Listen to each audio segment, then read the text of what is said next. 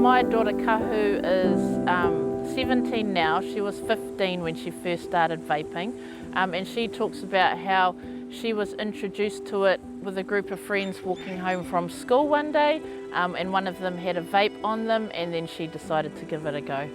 As a parent, I would rather she didn't vape, purely because of the health impacts, because it's addictive, but understanding that there's just not enough support and help out there for us to be able to support her to quit vaping.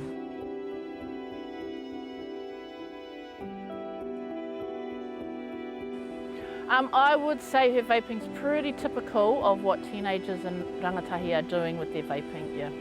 I think that it's just so accessible and easy for kids to get their hands on that they do it. I think that because it's perceived as not as risky or bad as cigarettes or cannabis or alcohol, that there's kind of like a, I can do it, it's fine, it's not dangerous, it's not bad for me, that kind of mentality. We're very complacent about it, and we've kind of normalised that, yep, all our kids are vaping, and that it shouldn't be like that.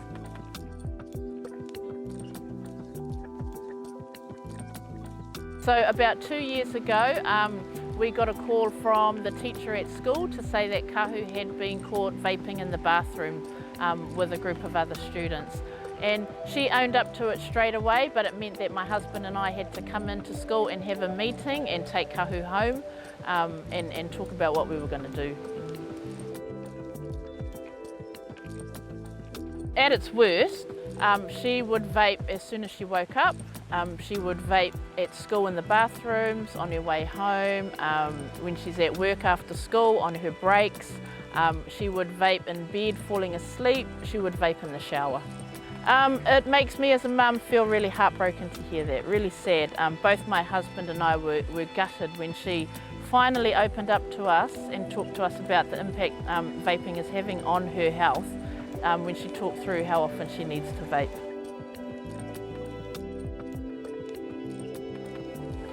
Yes, Kahu feels addicted to vaping. If you ask her, she will straight out say, yes, I'm addicted to it. And then she talks more closely about, you know, at its worst, how often she was vaping throughout the day. I will say she's a lot better now. Like, I talked to her this morning about how often she vapes, and it is a lot less than what it was like when she was at her worst.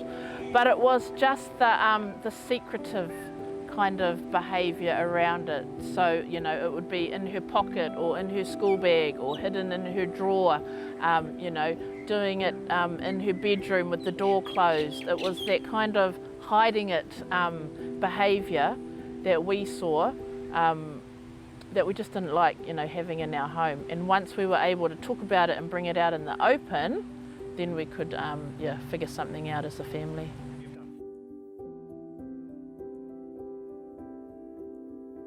Yeah, Kahu's a typical teenager. I think with the vaping, probably around, you know, when it's time to exercise and fitness, whether the vaping has, you know, impacted on her respiratory health and whether she can do that compared to when she wasn't vaping. I think the biggest changes to her health that she notices is when she tries to come off vaping and she has to go through that whole nicotine withdrawal process. Then we really start to see the side effects of that and how it impacts on her health. So the changes that she experiences are all around fatigue, so she gets really tired, headaches, migraines, nausea, just feeling really sick, can't concentrate. When she comes off vaping, because she's tried to quit several times, she can't go to school.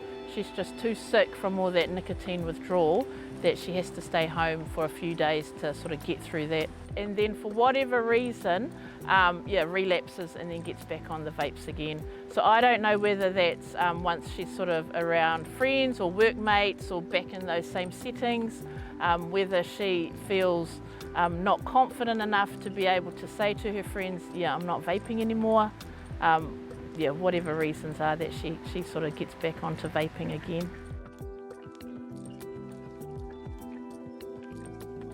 I want Kahu to stop vaping because I want her to be healthy.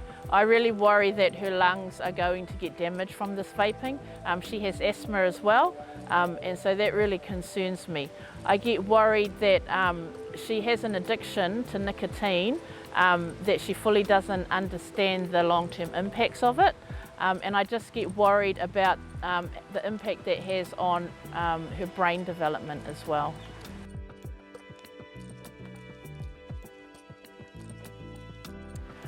Yeah, I think that's where we've had to end up, is being tolerant about it. I would rather she be honest and just tell us what's happening, and then we can figure it out as a family.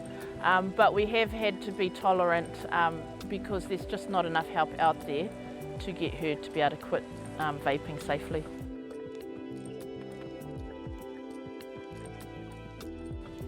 I think part of it is it's a stage that they go through as teenagers.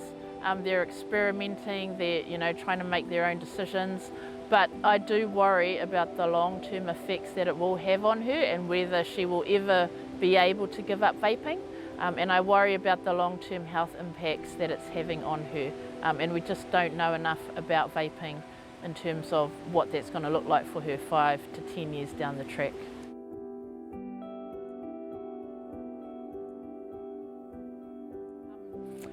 So there is a vape shop within a block of school, which is probably between 150 to 200 metres away.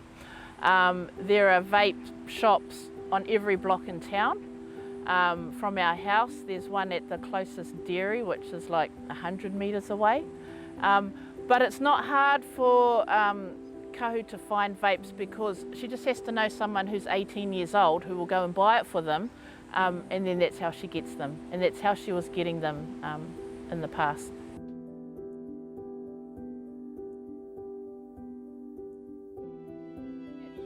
Absolutely, people are quitting smoking using vaping products, and that's awesome because that's what they're designed to do. And I know within our own family, we've had people that have been really heavy smokers able to quit cigarette smokes and go on to vape successfully, and that's awesome. I think the concern that I have is that we have rangatahi and teenagers who haven't smoked cigarettes who are going straight into vaping and getting addicted to the nicotine, and we need to do more with that. We need to understand what that looks like.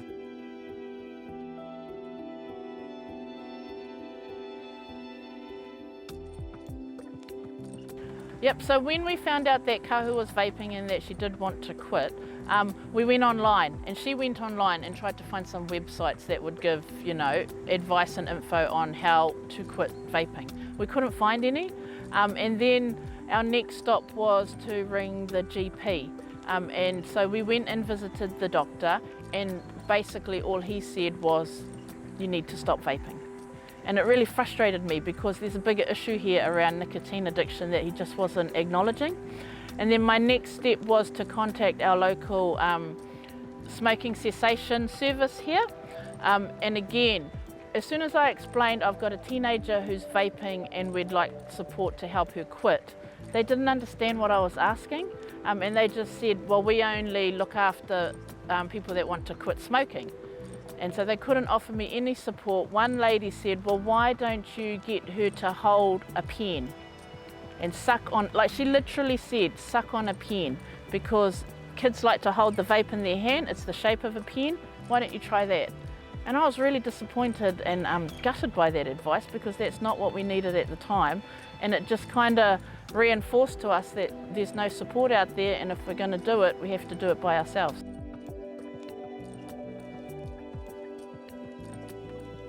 My message to the government and the authorities is to really start acknowledging that this is a problem for rangatahi and teenagers, that we need to start doing something about it now, not when we get 10 years down the track and we have a generation of young adults with really bad respiratory health.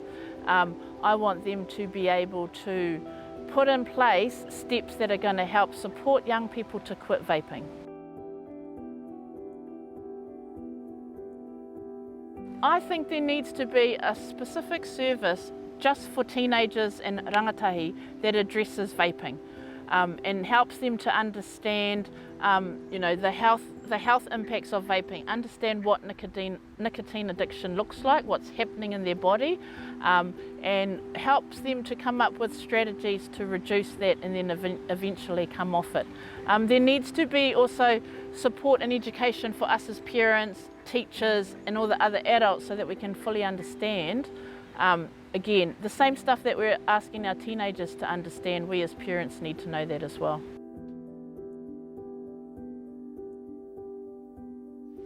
Yep, I think my message to other teens is that, it's okay to, experiment, and it's all part of your normal kind of teenage years, but we want you to do that safely and honestly with us.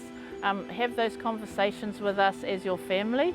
I think as parents we really need to get up to date and understand the impacts of vaping, understand nicotine addiction, and potentially what the long-term effects could be on our children if that continues. As a parent today, I feel like it's we've had to kind of give into it, that it hasn't gone the way we wanted it to go as parents, where we wanted her to come off vaping and not be vaping at all. We didn't achieve that as a family. And that's recognising that this is too hard for Kahu to do on her own as a teenager, trying to navigate, through everything that teenagers do every day, to then have to feel confident and able enough to quit vaping. It just got too hard for her, for us, and now we're living with it, every day.